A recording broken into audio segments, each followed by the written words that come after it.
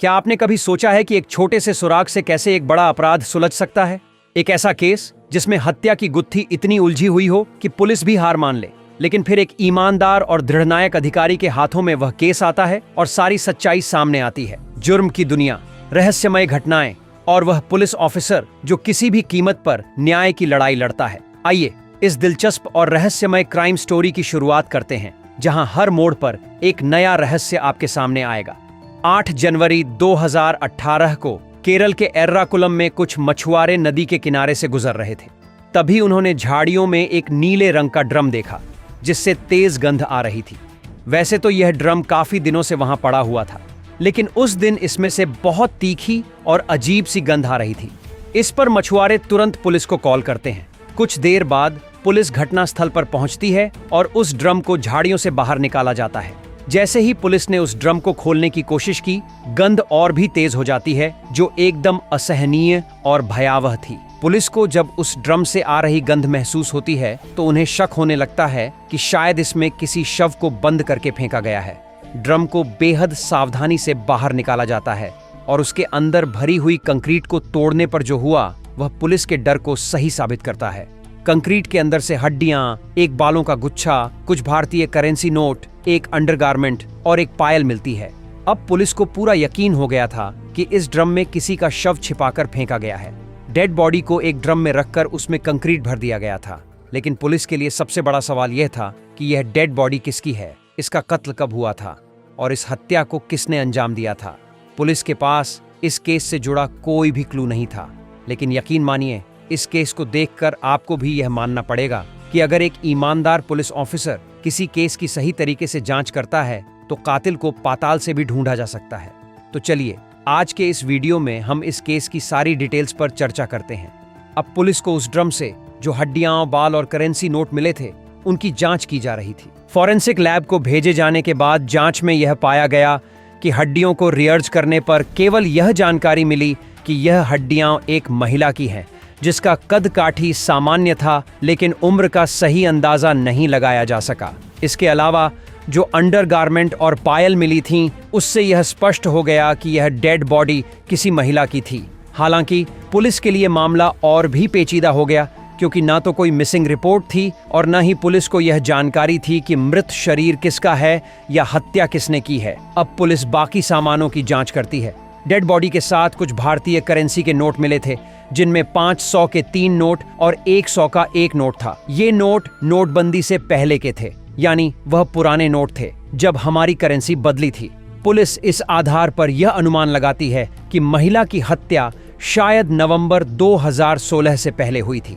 इसके बाद पुलिस उन मछुआरों से भी बात करती है जिन्होंने इस ड्रम को देखा था। मछुआरे पुलिस को बताते हैं कि वे करीब 2 साल से इस ड्रम को ऐसे ही देख रहे थे, लेकिन अब उसमें से बहुत तीखी बदबू आ रही थी, इसलिए उन्होंने पुलिस को कॉल किया। यही एकमात्र क्लू था जो पुलिस को इस मामले में मिला। ये अनुमान लगाया गया कि डेड बॉडी जिस महिला की है, उसकी हत्या नवंबर 2016 से पहले हुई होगी, क्योंकि इस केस में पुलिस को कोई ठोस और पुख्ता सबूत नहीं मिले थे। इसलिए यह केस बाकी मामलों की तरह बंद हो सकता था। लेकिन इस केस में एक खास बात थी कि इसे जो ऑफिसर इन्वेस्टिगेट कर रहे थे, उनका नाम सीबी टॉम था, जो केरला में एक बहुत ही सम्मानित पुलिस अधिकारी के रूप में जाने जाते थे।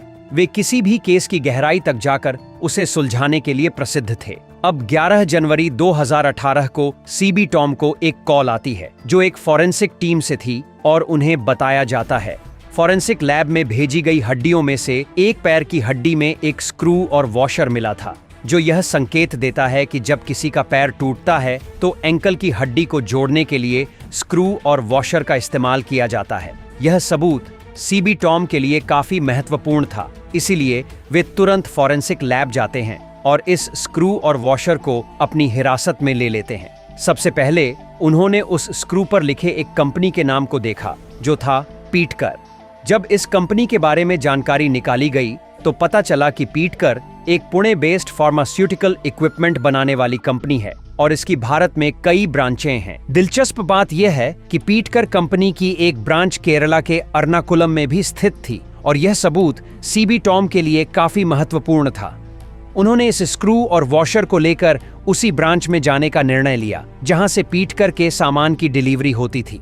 अब डेड बॉडी के पास से मिले पुराने करेंसी नोट और मछुआरों के बयान के आधार पर पुलिस को यह अंदाजा लग गया था कि यह डेड बॉडी नवंबर 2016 से पहले की हत्या का मामला है। इसके बाद हड्डी के अंदर से जो स्क्रू और वॉशर मिला था उस पर कंपनी का नाम और बैच नंबर भी लिखा हुआ था। इसी आधार पर पुलिस ने आगे की जांच शुरू की। सीबी टॉम पीटकर कंपनी की उस ब्रांच में जाते हैं जहां से फार्मास्यूटिकल का सामान ट्रांसफर होता था। वहां जाकर वे बैच नंबर दिखाकर 2016 की डिटेल्स मांगते हैं, यह जानने के लिए कि 2016 में केरला के एर्नाकुलम में कितने स्क्रू और वॉशर सेल किए गए थे। यह जानकारी निकालने में थोड़ा समय लगता है, लेकिन पीटकर कंपनी के रिकॉर्ड से सारी डिटेल्स मिल जाती हैं।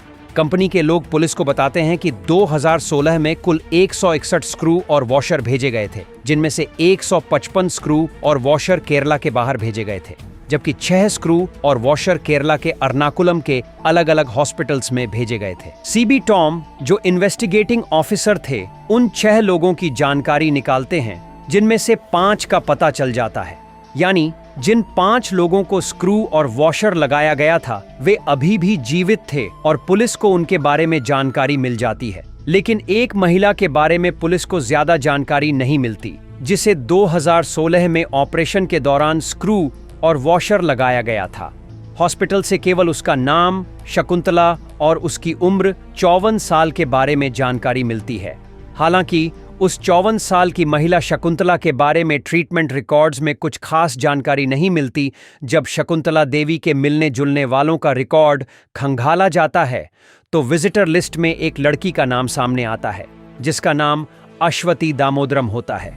इसके साथ ही उसकी विजिटर लिस्ट में उसका एड्रेस भी लिखा होता है। पुलिस बिना समय गंवाए उस एड्रेस पर पहुंचती है और वहां उन्हें अश्वती दामोदरम नाम की लड़की मिल जाती है। पुलिस सबसे पहले उससे पूछती है कि 54 साल की शकुंतला देवी तुम्हारी क्या लगती हैं? इस पर लड़की पुलिस को बताती है कि वह उसकी मां है, लेकिन पिछले 2 साल से वह मिसिंग है। पुलिस उससे पूछती है कि उसने अपनी मां की मिसिंग रिपोर्ट क्यों नहीं फाइल की। तब लड़की बताती है कि असल में उसकी और उसकी मां के बीच बिल्कुल भी अच्छे संबंध नहीं थे। उसने अपनी मां के खिलाफ जाकर एक लड़के से शादी की थी और 2 साल पहले वह इस घर को छोड़कर दिल्ली अपने दोस्तों के पास रहने चली गई थी।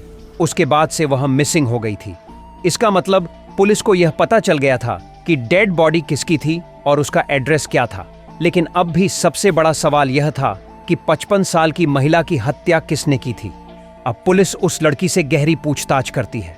पूछताछ के दौरान यह जानकारी मिलती है कि 54 साल की महिला शकुंतला, जो लॉटरी बेचने का काम करती थीं, उनकी एक स्कूटी भी थी। 2016 में उनका उस स्कूटी से एक्सीडेंट हुआ था, जिससे उनके पैर की हड्डी टूट गई थी और ऑपरेशन में उन्हें एक वॉशर और स्क्रू लगाया गया था। इससे यह बिल्कुल स्पष्ट हो जाता है कि जो ड्रम में पाई गई डेड बॉडी थी वह शकुंतला की ही थी। इसके बाद उनकी बेटी अश्वत दामोदरम पुलिस को यह भी बताती है कि उसने अपनी मां के खिलाफ जाकर एक लड़के से शादी कर ली थी, जिसके कारण उनकी मां के साथ उसका संबंध ठीक नहीं था। 2 साल बाद अश्वती दामोदरम का पति उसे छोड़ देता है और वह अपने 2 बच्चों के साथ अपनी मां के घर रहने आ जाती है। वहां रहते हुए उसे पड़ोस के लड़के टीएम सजीत से प्यार हो जाता है और वह टीएम सजीत के साथ अपनी मां के घर में ही लिव इन रिलेशनशिप में रहने लगती है। लेकिन एक दिन उसकी मां को चिकन पॉक्स हो जाता है, जिससे डरकर अश्वत अपनी मां को छोड़कर और दोनों बच्चों के साथ एक लॉज में रहने लगती है। उसका मानना था कि जब उसकी मां ठीक हो जाएगी तो वे वापस घर लौट जाएंगे। अश्वती दामोदरम का मानना था कि इससे बच्चे सुरक्षित रहेंगे, लेकिन उसकी मां के पास उसका live in boyfriend TM Sajeet रहता था। कुछ दिनों बाद जब अश्वती अपने बच्चों के साथ वापस अपनी मां के घर आई तो वहां उसकी मां नहीं मिली, सिर्फ उसका live in boyfriend TM Sajeet मौजूद था। उसने अश्वती को बताया कि उसकी मां अपने दोस्तों के पास दिल्ली चली गई है और तब से उसकी मां का कोई पता नहीं चला। अब जांच में पुलिस को यह शक होने लगा कि 54 साल की महिला की हत्या टीएम सजीत यानी अश्वती दामोदरम के लिव इन बॉयफ्रेंड ने ही की हो सकती है। जब पुलिस अश्वती दामोदरम से टीएम सजीत के बारे में पूछताछ करती है तो यह पता चलता है कि उसकी मां के घर से जाने के कुछ ही दिनों बाद टीएम सजीत की हार्ट अटैक से मौत हो गई थी। इस बात की पुष्टि करने के लिए जब पुलिस उस हॉस्पिटल का रिकॉर्ड निकालती है जहां उसे एडमिट किया गया था, तो डॉक्टर्स के रिकॉर्ड में भी यही जानकारी मिलती है कि टीएम सजीत की मौत हार्ट अटैक के कारण हुई थी। इसका मतलब यह था जबकि पुलिस जिस पर शक कर रही थी वह बेगुनाह निकला। इस केस को सुलझाने में पुलिस को काफी मुश्किलों का सामना करना पड़ रहा था। अब यह जानने के लिए कि अश्वती दामोदरम सच बोल रही थी या झूठ, पुलिस उसके ब्लड सैंपल्स लेती है और उन सैंपल्स को डेड बॉडी की हड्डियों के डीएनए से मिलाकर जांच करती है। यहाँ पर डीएनए मैच हो जाता है, यानी कि जो हड्डियां मिली थीं वे 54 साल की महिला शकुंतला की ही थीं और वह अश्वती दामोदरम की मां ही थी। इस सबूत से सारी चीजें कंफर्म हो गईं, लेकिन अब भी सवाल यही था कि लॉटरी बेचने वाली महिला की हत्या किसने की। पुलिस एक नए एंगल से जांच शुरू करती है, क्योंकि उनका मानना था कि चूंकि शकुंतला लॉटरी बेचने का काम करती थी, पुलिस का मानना था कि शायद किसी को बड़ी लॉटरी लगी हो और पैसे के लालच में किसी ने शकुंतला की हत्या कर दी हो। इस थ्योरी के आधार पर पुलिस आस पड़ोस के लोगों से पूछताछ शुरू करती है। हालांकि लॉटरी के बारे में कोई खास जानकारी नहीं मिलती, लेकिन पुलिस को एक अहम सूचना मिलती है जो केस को सुलझा सकती थी। पड़ोसियों से यह जानकारी मिलती है कि टीएम सजीत, जो शकुंतला की बेटी का लिव इन बॉयफ्रेंड था, कि पहले से शादी हो चुकी थी और उसकी एक बीवी भी थी जो पास के ही इलाके में रहती थी। इस जानकारी से पुलिस की पूरी थ्योरी बदल जाती है। पुलिस ने पड़ोसियों के बयानों के आधार पर एक थ्योरी बनाई, जो यह थी कि जिस समय शकुंतला देवी को चिकन पॉक्स हुआ था और अश्वती दामोदरम लॉज में रहने गई थी, उस दौरान शकुंतला को टीएम सजीत की सच्चाई का पता चल गया था। शकुंतला उस सच्चाई को अपनी बेटी को बताने वाली थी और इसी डर से टीएम सजीत ने शकुंतला देवी की हत्या कर दी थी। पुलिस ने इसी थ्योरी को सही मानते हुए अपनी जांच को आगे बढ़ाया। सबसे पहले पुलिस ने टीएम सजीत के कुछ दोस्तों को ढूंढा और उनसे पूछताछ शुरू की, जिनमें से एक दोस्त ऑटो ड्राइवर था। पुलिस ने टीएम सजीत के एक दोस्त से पूछताछ की, जिसने बताया कि 2016 के आसपास उसने अपने दोस्त टीएम सजीत को एक ब्लू कलर का ड्रम दिया था और उसे बताया था कि वह ड्रम पानी स्टोर करने के लिए है। अब पुलिस की थ्योरी सही दिशा में बढ़ रही थी, क्योंकि जिस ड्रम में लाश मिली थी वह भी ब्लू कलर का था। इसके बाद पुलिस ने टीएम सजीत के कुछ और दोस्तों से भी पूछताछ की और उन्हें पता चला कि नवंबर 2016 के आसपास एक दिन टीएम सजीत अपने दोस्तों के साथ उस ब्लू कलर के ड्रम को नदी किनारे फेंकने गया था। टीएम सजीत के दोस्तों ने उसकी मदद की, लेकिन उन्हें बाकी कुछ भी नहीं पता था। इस तरह केस पूरी तरह से सुलझ गया था। पुलिस ने यह स्पष्ट कर लिया था कि टीएम सजीत ने ही शकुंतला देवी की हत्या की थी।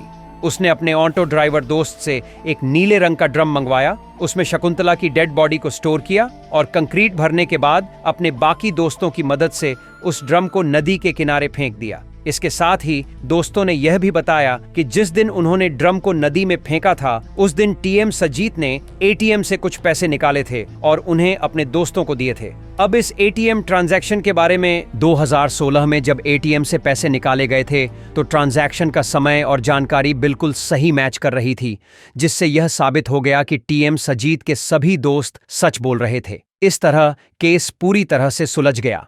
पुलिस ने यह स्पष्ट कर लिया कि शकुंतला देवी को टीएम सजीत की सच्चाई का पता चल गया था और वह यह सच्चाई अपनी बेटी अश्वत दामोदरम को बताने वाली थी। इस वजह से टीएम सजीत ने अपनी सास यानी अश्वत दामोदरम की मां की हत्या कर दी थी। लेकिन हत्या के बाद उसे इतनी गिल्टी महसूस हो रही थी कि उसने साइनाइड का इस्तेमाल करके आत्महत्या कर ली। साइनाइड केमिकल का सेवन करने से व्यक्ति को ऐसा हार्ट अटैक महसूस होता है जो पूरी तरह से प्राकृतिक लग सकता है। पुलिस ने इसी थ्योरी को कोर्ट में पेश किया और इसी आधार पर यह पूरा केस सुलझा। इस केस को सुलझाने का पूरा श्रेय इन्वेस्टिगेटिंग ऑफिसर सीबी टॉम को जाता है, क्योंकि इतनी गहरी पूछताछ और जांच शायद ही किसी के लिए आसान होती। आप इस केस के बारे में क्या सोचते हैं? अपनी राय कमेंट में साझा करें।